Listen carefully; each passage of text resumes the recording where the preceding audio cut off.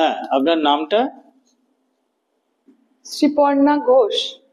না ডাক্তার, সুপর্ণা শাসমল না, শ্রীপর্ণা ঘোষ হ্যাঁ, আধার কার্ডে সুপর্ণা ঘোষ শাসমল আছে, ওটাই হবে, ওটাই লিখে দিন। কি লিখবো? আচ্ছা ঠিক আছে, সুপর্ণা ঘোষ শাসমলই লিখছি। আর বয়স আপনার? 35 বছর।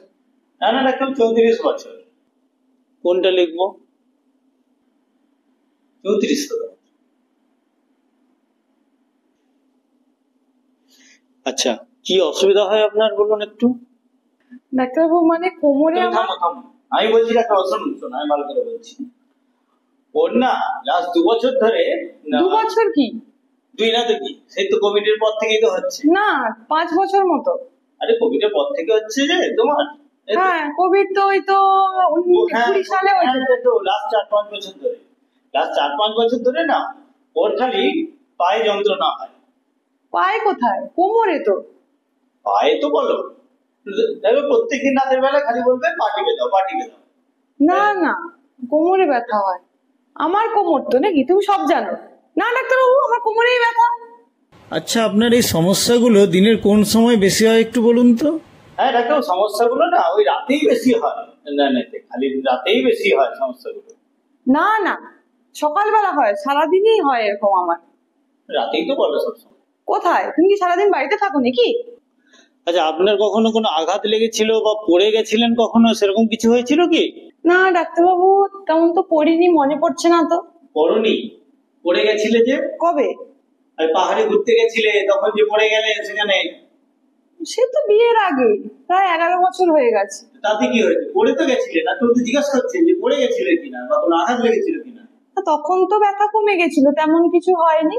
ওখানে বরফ টরফ দিয়েছিলাম, তারপরে কমে গেছিল। তারপরে তো এই বিয়ের পরেই বেড়েছে ব্যথাটা। আচ্ছা আচ্ছা, আপনার কোনো খাবারে বা কোনো ওষুধে কোনো অ্যালার্জি ছিল নাকি? না ডাক্তারবাবু, তেমন তো নেই, সবই তো মোটামুটি খাই। ডাক্তারবাবু, অনেকগুলো অ্যালার্জি আছে ওর তো, সবজিতে, সব সবজিতেই অ্যালার্জি। কুমড়ো খায় না, ঢেঁড়স খায় না, পটল খায় না। না, কোথায়? ওগুলো তো ভালো লাগে না, তাই খাই না, পছন্দ নয় তাই। অ্যালার্জি ছিল যে। আচ্ছা, আপনার প্রেসারটা তো দেখছি একটু বেশিই আছে। আপনি ভাতের সঙ্গে কাঁচা লবণ খান না তো? না, তেমন তো খাই না ডাক্তারবাবু। খাই না? কখন খাই? আগে লবণ খায়, তারপরে ভাত খায়। জানেন না কেউ কি বলেন জানেন? বলে যে সবজিতে, রান্নায় তো নুন আছে, ভাতে তো আর নুন নেই, তাহলে ওই নুনটা কোথা থেকে আসবে? ওই জন্য ভাতের সঙ্গে মাখিয়ে লবণ দিই। না না না, শুধু ফালতু কথা বলে। ডাক্তারবাবু, আপনি না বলে দিন একদম। না না, এরকম ভাতের সঙ্গে আলাদা করে লবণ খাবেন না, আপনার প্রেসারটা বেড়ে যাচ্ছে, পরের দিকে হাইপারটেনশন হয়ে যাবে।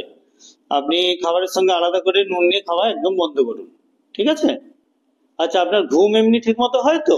ঘুমের কোনো সমস্যা সেরকম নেই তো? ঘুম হবে কি করে? রাত্রিবেলা তো লাইট জ্বালিয়ে রাখবে, নাহলে ফোনে কথা বলবে, বক বক করবে রাত 1টা-2টো পর্যন্ত। আরে ডাক্তারবাবু, কাজকর্ম থাকে, কাজকর্ম না শেষ করা যাবে না রাতে না কাজ করলে। তাহলে তো আপনি ঘুমের ওষুধ দেবেন না। এমনি না দেখে রেখে সকাল 9টা অব্দি ঘুমায়, ঠিক আছে? এরপর আর আপনি ঘুমের ওষুধ দেবেন না। আচ্ছা, সবই বুঝলাম, কিন্তু আপনার 4-5 বছর ধরে অসুবিধা হচ্ছে, আপনি এতদিন আসেননি কেন? এতদিন ডাক্তার দেখাননি কেন? আসবো কি করে? এলেই তো আমার সব পছন্দের খাবার দাবার, পছন্দের কাজকর্ম সব বন্ধ করে দেবে। হ্যাঁ, সত্যি কথা বললে সমস্যা। তুমি তোমার নিজের কথা ডাক্তারবাবুকে নিজে বলো, আমি চললাম। ডাক্তারবাবু, আপনি আপনার নিজের মতো লিখে নিন, আমিও আসছি। হ্যাঁ,